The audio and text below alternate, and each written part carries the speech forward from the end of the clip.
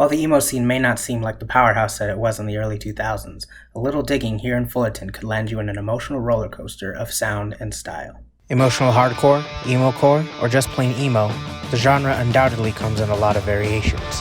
While emo is an offshoot of rock and roll, it itself has a myriad of subgenres and influences that are reflected in its sound and in the band's appearances as well. Well, I mean, you get it when you split hairs when you say emo, you're talking goth in a way anyway. So if you're going to have emo and goth, you're talking about there was new romantic back in the 80s that were kind of emo, kind of goth, and then you have the real goth, and then you have the industrial goth. I mean, emo could be a lot of things. So it's any sort of band that sort of started wearing makeup, right.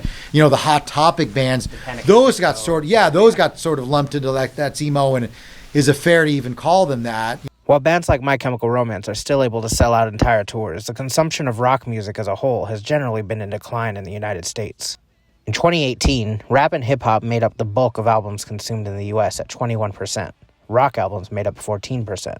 While that number may look low, Chris Gronowski of program Skate and Sound believes that the big names in the genre have enough momentum to help emo survive long term. My Chemical Romance, which is certainly a huge band, but then they realized Gerard's really into this kind of music, and this is what influenced him, and so everybody kind of goes and finds us. People in Fullerton who engage with the emo scene have good reason to be optimistic about its livelihood, considering the city's musical history. Social D's from Fullerton, you got Adolescents from Fullerton. So how can lapsed and veteran emo fans alike help in revitalizing the scene? Partaking in a night of live music might do the trick.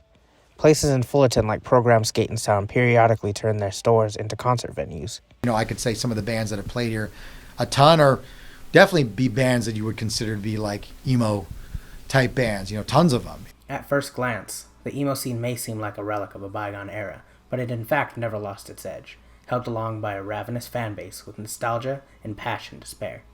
Mark Ward, CSUF News.